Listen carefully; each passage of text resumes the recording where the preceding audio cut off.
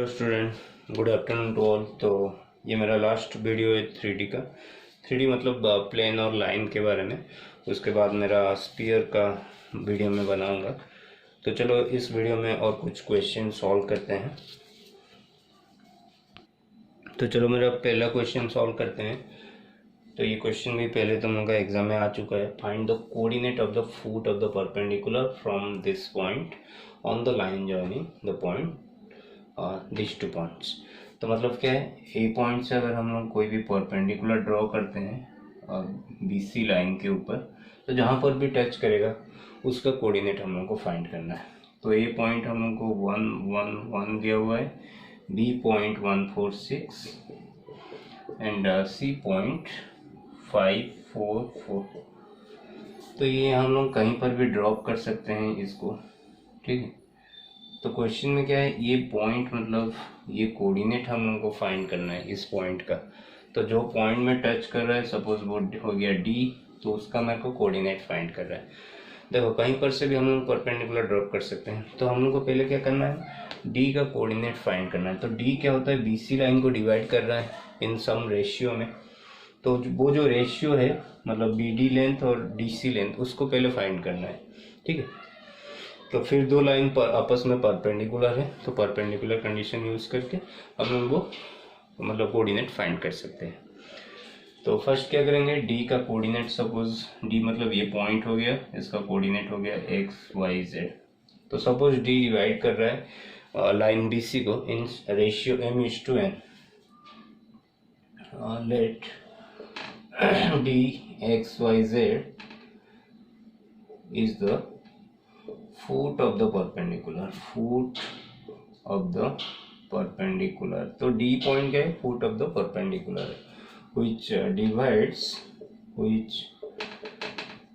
divides the line BC, which divides the line BC in ratio suppose m is to n।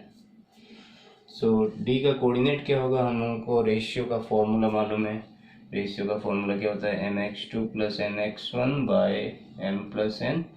y coordinate होता है my2 plus ny1 by m plus n and z coordinate होता है mz2 plus nz1 by m plus n।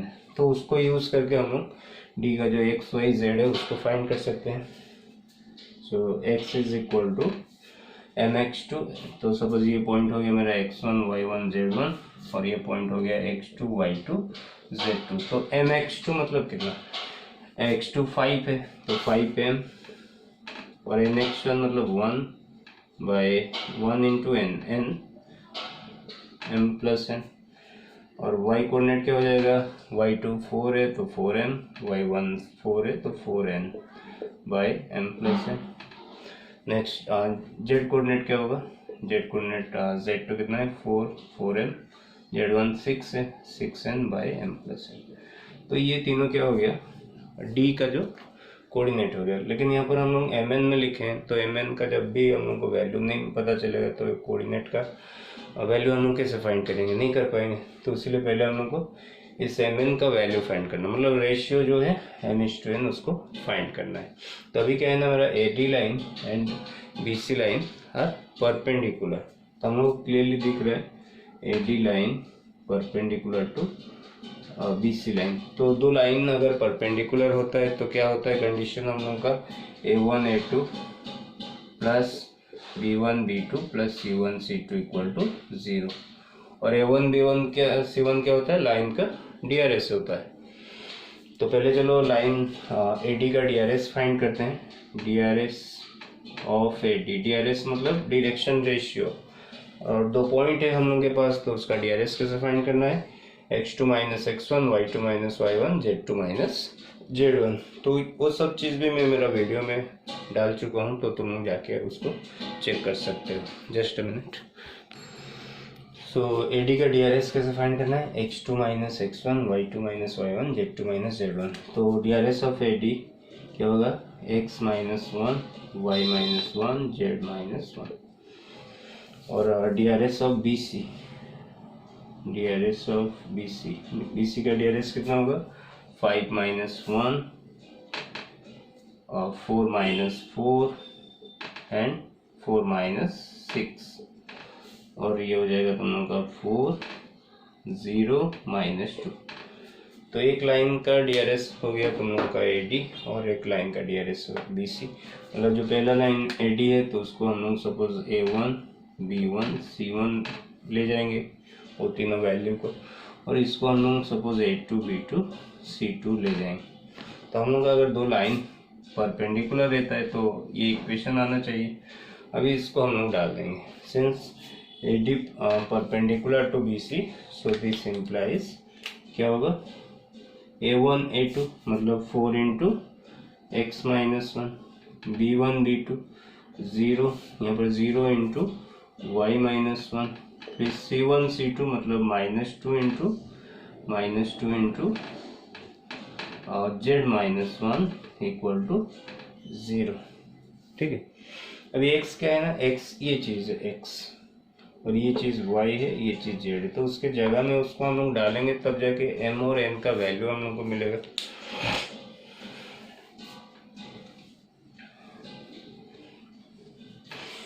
और इसको थोड़ा simplify कर देते हैं, तो ये हो गया 4x माइनस 4, और ये हो गया -2z प्लस 2 इक्वल टू 0, और 4x minus 2z minus 2 equal to 0। तो अभी x और z के जगह में हम लोग इसको डालेंगे, तो जाके हम लोग का m और n का वैल्यू मिल जाएगा, मतलब रेशियो मिल जाएगा। तो 4 इंटू एक्स के जगह में क्या डालना है, 5m plus n by m plus n। ठीक है, फिर 4x हो गया, फिर -2z मतलब -2 इंटू जेड के जगह में डालेंगे 4m plus 6n by m plus n -2 equal to 0।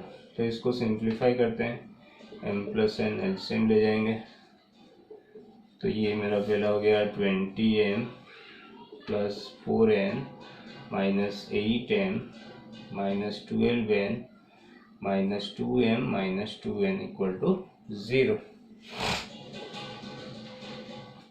और ये हो गया 20m minus 8m minus 10m मतलब प्लस 10m, और 4n माइनस 14n, तो ये हो गया माइनस 10n इक्वल टू 0, और 10m इक्वल टू 10n, और m by n equal to 10/10, और m by n equal to 1:1। तो मतलब ये मिड वैल्यू हो गया, जो भी तुम लोग का m हो गया 1, n हो गया 1, तो मतलब ये मिड पॉइंट को रिप्रेजेंट कर रहा है। ठीक है, तो m और n के जगह में अभी 1 1 डाल देंगे तो हम लोग को d का कोऑर्डिनेट मिल जाएगा। ठीक है, तो हम लोग स्टार्टिंग में लिखे थे x y z, अभी m के जगह में 1 डालेंगे और n के जगह में 1 डालेंगे, और डायरेक्ट हम लोग को पता चल जा रहा है मिड पॉइंट है, क्योंकि रेशियो क्या है 1:1। तो hence coordinate of the foot of the perpendicular is क्या होगा, मिड पॉइंट मतलब x1 प्लस x2/2 और 1 प्लस 5/2, नेक्स्ट 4 प्लस 4/2, 6 प्लस 4/2, और 6/2 3, 8/2 4, 10/2 5। तो ये हो गया coordinate of the foot of the perpendicular. अगर रेशियो 1:1 नहीं होता और कुछ वैल्यू होता, तो जो हम लोग एक्स वाई जेड इसको डाल के लिखे थे ना स्टार्टिंग में, उसमें m और n के जगह में वही वैल्यू डालना था। मान लो कि 2:3 है, तो m के जगह में 2, n के जगह में 3 डाल के वो एक्स वाई जेड को हम लोग को फाइंड करना था। ठीक है, नेक्स्ट क्वेश्चन नंबर 2 में हम लोग को एक लाइन दिया हुआ है जो पॉइंट को ज्वाइन करने के बाद मिलेगा, वो डिवाइड हो रहा है किसके द्वारा, इस प्लेन के द्वारा। मतलब सपोज ये हो गया प्लेन का इक्वेशन जो हम लोग को दिया हुआ है 3x plus 2y minus z plus 2 equal to 0, और ये एक तो लाइन है जो इस प्लेन के द्वारा डिवाइड हो रहा है, ठीक है। तो लाइन का हम लोग को पॉइंट दिया हुआ है, सपोज ए 2 3 4 एंड बी -1 4 5। तो हम लोग को रेशियो फाइंड करना है। तो सपोज जो पॉइंट में डिवाइड हो रहा है वो हो गया पी, ठीक है। ये पॉइंट में डिवाइड हो रहा है तो ये पॉइंट हो गया पी, जिसका कोऑर्डिनेट है एक्स वाई जेड। तो हम लोग क्या करेंगे, इंटरनल डिवीजन फॉर्मूला डाल के पहले पी का कोऑर्डिनेट फाइंड कर देंगे। फिर हम लोग को पी कहाँ पर है, प्लेन के ऊपर भी है, तो इसका इक्वेशन को सेटिस्फाई करेगा। तो इसमें एक्स वाई जेड की जगह में उसको डाल देंगे तो हम लोग को रेशियो मिल जाएगा, ठीक है। तो पहले कोऑर्डिनेट फाइंड करते हैं। Coordinate of P X is equal to mx2, तो ये हो गया x2, ये हो गया x1, y2 y1 z2 z1, mx2 plus mx1 minus m, x1 कितना है 2 2n by m plus n, y coordinate हो गया my2 मतलब 4n, y1 है 3 3n by m plus n, and z coordinate हो गया 5m, यहाँ पर 4n by m plus n। तो ये हो गया कोऑर्डिनेट ऑफ P। अभी क्या है, P lies on the plane 3x plus 2y minus z plus 2 equal to 0। So this implies 3 into X के जगह में इसको डालेंगे -m plus 2n by m plus n, y की जगह में इसको डालेंगे 4m plus 3n by m plus n, and minus z के जगह में इसको डालेंगे 5m plus 4n by m plus n plus 2 equal to 0। अब इसको सिंप्लीफाई करके हम लोग को रेशियो फाइंड करना है। तो सिंप्लीफाई मतलब m प्लस n तो एलसीएम रहेगा और वो राइट में जाएगा तो 0 हो जाएगा। तो क्या करना है, 3 सब में इसमें मल्टीप्लाई करना है, इसमें 2, इसमें जो है वही रहेगा, और ये 2 में m प्लस n मल्टीप्लाई करना है, मतलब m प्लस n यहाँ पर एलसीएम लेंगे हम। तो ये हो जाएगा -3m प्लस 6n, ये हो गया 8m 6n, फिर -5m minus 4n plus 2m plus 2n equal to 0। अभी m में देखेंगे कितना m है, 3 -3 प्लस 8 5 5 माइनस 5 0 0 प्लस 2 2 मतलब 2m, और n में कितना है 6 plus 6 12 minus 4 8 8 plus 2 10 equal to 0, और 2m इक्वल टू -10n, और m by n equal to -10/2, और m by n equal to -5/1।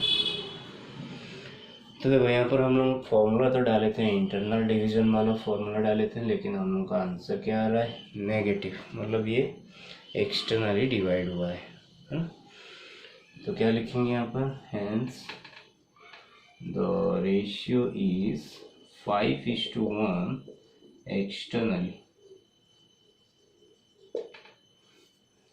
ठीक है।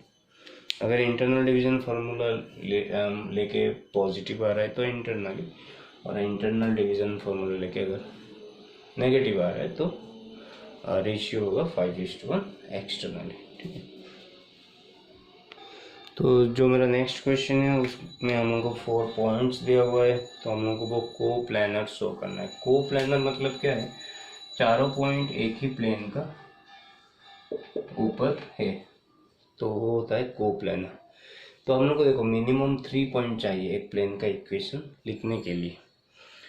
तो कोई भी 3 पॉइंट हम लोग चूज करेंगे, यहाँ से प्लेन का इक्वेशन लिख देंगे। अगर चौथा पॉइंट जो भी है वो अगर सेम प्लेन का ऊपर है तो वो जो इक्वेशन मिला था उसको सेटिस्फाई करना जरूरी है।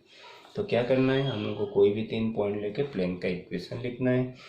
फिर उसके बाद जो 4th पॉइंट है उसको पुट करके चेक करना है वो इक्वेशन ठीक है कि नहीं। अगर सेटिस्फाई कर रहा है तो हम लोग बोलेंगे वो पॉइंट भी वो प्लेन का ऊपर है, मतलब चारों पॉइंट को प्लेनर है। तो पहला 3 पॉइंट लेके मैं प्लेन का इक्वेशन लिखूंगा। कैसे लिखना है, मैं तो 3 पॉइंट वाला क्वेश्चन नहीं किया हूँ, तो देखो 3 पॉइंट में क्या करना है, पहला कोई भी पॉइंट चूज करो, प्लेन का इक्वेशन लिखो और बाकी 2 पॉइंट को उस इक्वेशन में डालो एक्स वाई जेड के जगह में, ठीक है। और वहाँ से सॉल्व करके हम लोग को ABC फाइंड करना है, तो प्लेन का इक्वेशन मिल जाएगा। तो मैं चलो पहला पॉइंट ले जाता हूँ, show equation of the plane through the point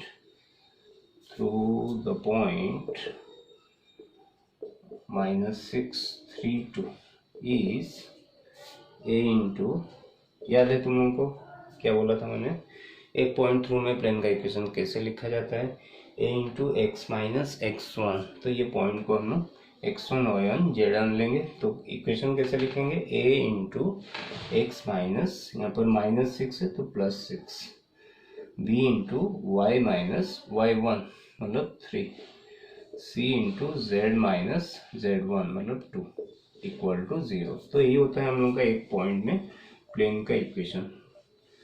तो यहाँ पर भी हम लोग का प्लेन का इक्वेशन गई है, तो लेकिन यहाँ पर जो अननोन है a b c उसको फाइंड करना है। तो उसके लिए हम लोग के पास और 2 पॉइंट है। अभी वो 2 पॉइंट क्या होता है ना, अभी मान लो कि मैं ये पॉइंट थ्रू में इक्वेशन लिख दिया इस प्लेन का, प्लेन तो एक ही है, तो ये पॉइंट थ्रू में मैंने प्लेन का इक्वेशन लिख दिया। अभी क्या करना है, बाकी का जो ये और ये पॉइंट है वो सेम प्लेन के ऊपर है, तो इसका इक्वेशन को वो प्लेन सेटिस्फाई करेगा ही। तो उस पॉइंट को हम लोग क्या करेंगे, एक्स वाई जेड में डाल देंगे, तो एक इक्वेशन मिलेगा जिसमें ABC रहेगा, फिर इसको भी डालेंगे एक्स वाई जेड के जगह में, तो और एक इक्वेशन मिलेगा जिसमें ABC में रहेगा।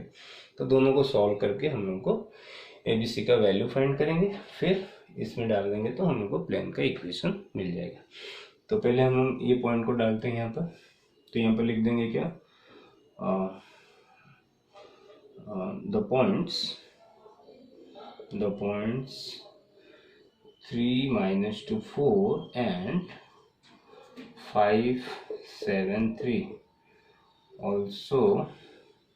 also lies on the same plane. So this implies, तो पहले इसको डालेंगे एक्स वाई जेड के जगह में, a into 3 + 6, b into -2 - 3, c into 4 - 2 equal to 0। और कितना हो गया, 9a - 5b + 2c equal to 0। तो इक्वेशन 2। अगेन ये पॉइंट को भी डालेंगे यहाँ पर एक्स वाई जेड के जगह में, तो ये हो जाएगा a into 5 + 6, b into 7 - 3, c into 3 - 2 equal to 0। तो यहाँ पर क्या इक्वेशन मिलेगा, 11a 4b + c equal to 0, equation 3। अभी इसको सॉल्व कैसे करना है, बाय क्रॉस मल्टीप्लिकेशन मेथड में सॉल्व कर सकते हैं। और मैंने क्या बोला था, अगर नहीं याद है, तुम लोगों को नहीं मालूम है, तो मेरा पिछला वीडियो जाके तुम लोग देख सकते हो। तो इसको मैं डिटर्मिनेंट वे में ABC को एलिमिनेट कर दूंगा 1 2 3 में। So equation of the plane is, क्या होगा, डिटर्मिनेंट में क्या लेना है हम लोग को, पहला जो कॉलम है उसमें a का कोफिशिएंट लेना है, किसमें से, इक्वेशन 1 2 3 में से। तो इक्वेशन 1 में a का जो कोफिशिएंट है वो क्या है, x + 6, और इक्वेशन 2 में a का कोफिशिएंट 9, इसमें तुम लोग का 11। और सेकंड कॉलम में अभी b का कोफिशिएंट, इक्वेशन 1 में y - 3, इक्वेशन 2 में -5, इक्वेशन 3 में 4। एंड लास्ट कॉलम में हम लोग z का कोफिशिएंट c का कोफिशिएंट लेंगे, जो कि z - 2, यहाँ पर क्या है 2 और यहाँ पर है 1। तो जो भी इसको एक्सपांड करने के बाद मिलेगा जो भी इक्वेशन, वो हो जाएगा हम लोग का required equation of the plane. तो चलो इसको एक्सपांड करते हैं।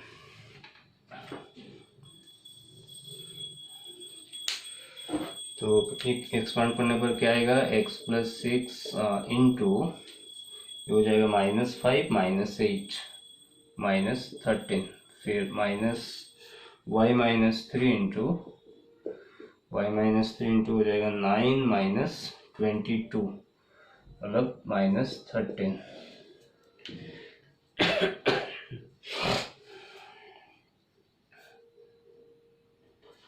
फिर last one z-2 into 36 minus 55 मतलब 19 माइनस 19 इक्वल टू 0। तो इसमें तुम लोगों का सिंप्लीफाई करके लिखना है। तो ये हो जा रहा है, माइनस कैंसिल कर देंगे क्योंकि तीनों में माइनस है। तो ये 13 इंटू एक्स प्लस 6 ये हो जाएगा, ये माइनस कैंसिल करेंगे तो यहाँ पर माइनस 13 इंटू वाई माइनस 3 और ये plus 19 into Z minus 2 equal to 0। और 13x माइनस 13y ये हो गया 19z और ये हो गया 78 प्लस 39 माइनस 38 इक्वल टू 0। और 13x minus 13y plus 19z plus 79 equal to 0। तो ये हो गया मेरा प्लेन का इक्वेशन। ठीक है, अभी क्या करना है, मेरे को कोप्लेनर दिखाने के लिए जो लास्ट पॉइंट है उसको हम लोग एक्स वाई जेड में डालेंगे। अगर हम लोग का 0 आ रहा है तो जाके हम लोग को मतलब हम लोग बोल सकेंगे कि ये चारों पॉइंट कोप्लेनर है। ठीक है,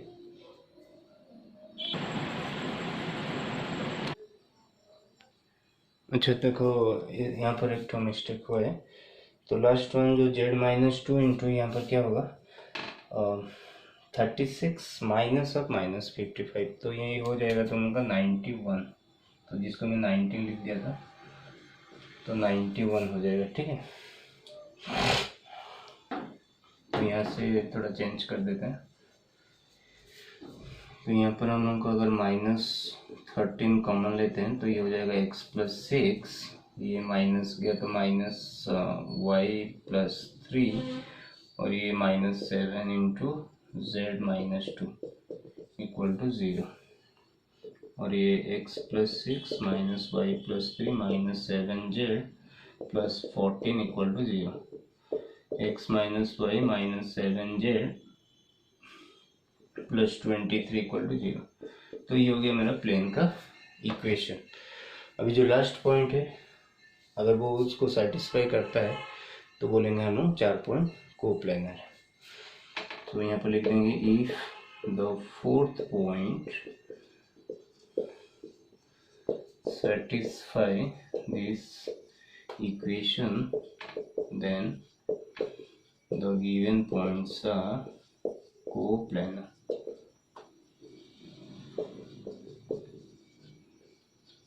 ठीक है, तो अभी चेक करते हैं लास्ट पॉइंट क्या था, -13।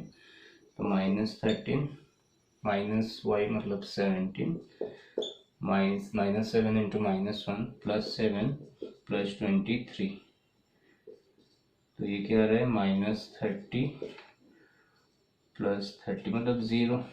तो इसको सेटिस्फाई कर रहा है, that means the given 4 points are coplanar. ठीक है, तो ये क्वेश्चन में हम लोग को दिया हुआ है परपेंडिकुलर डिस्टेंस फाइंड करने के लिए दो प्लेन के अंदर। तो पहले चेक करते हैं ये क्या ये दो प्लेन पैरेलल है। तो पैरेलल कैसे चेक करना है, अगर हम लोग का a1 by a2 equal to b1 by b2 equal to c1 by c2 हो तो हम लोग बोलेंगे this two planes are parallel. तभी a1 मतलब यहाँ पर 1 है, a2 मतलब -1 और b1 कितना है -1 और b2 है तुम लोग का 1, c1 कितना है 1, जेड का कोफिशिएंट c2 है -1। तो क्लियरली दिख रहा है तीनों इक्वल है, मतलब ये दोनों पैरेलल है। तो इसको पहले लिख देंगे x minus Y plus Z plus 1 equal to 0 और ये हो गया तुम लोगों का माइनस कॉमन लेने पर x minus Y plus Z -1 equal to 0। अभी परपेंडिकुलर जो डिस्टेंस फॉर्मूला होता है क्या होता है, d equal to c1 minus c2। जो लाइन में पढ़े थे वही प्लेन में भी वही है, नीचे रहेगा a1 स्क्वायर और a square b square c square, sorry d1 minus d2। तो इसको कैपिटल d ले जाए। So hence distance between the given planes is capital D equal to, तो सपोज ये हो गया d1 minus of -1 d1/d2 root over of a1 square मतलब a square 1 square minus 1 square 1 square मतलब 2/√3।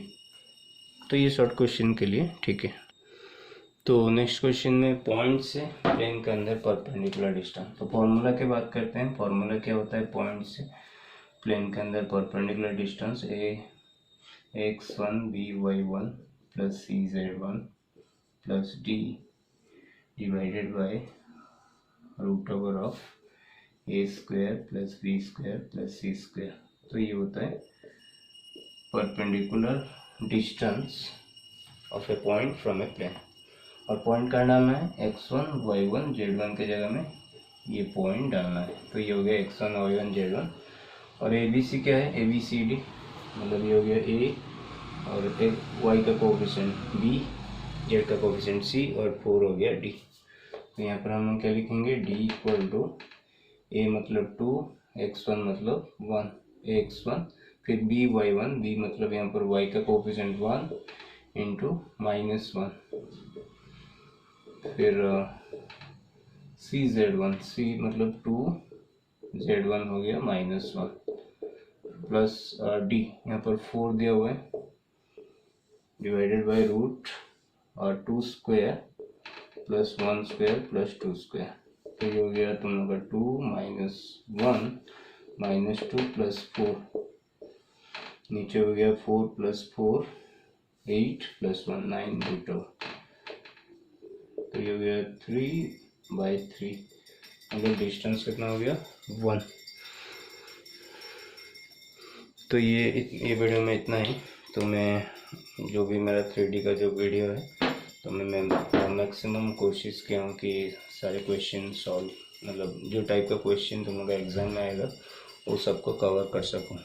बट लिमिटेड टाइम में मैं question कुछ कम किया हूँ, तो तुम लोग सेम टाइप का पैटर्न तो मालूम चल गया कि इस टाइप का क्वेश्चन आता है, तो तुम लोग घर में उसको प्रैक्टिस कर सकते हो। तो मेरा अगला जो वीडियो रहेगा वो सर्कल और स्फीयर के बारे में रहेगा। तो पहले सर्कल देखेंगे उसके बाद हम लोग स्फीयर करेंगे, ठीक है। तो थैंक यू फॉर वॉचिंग।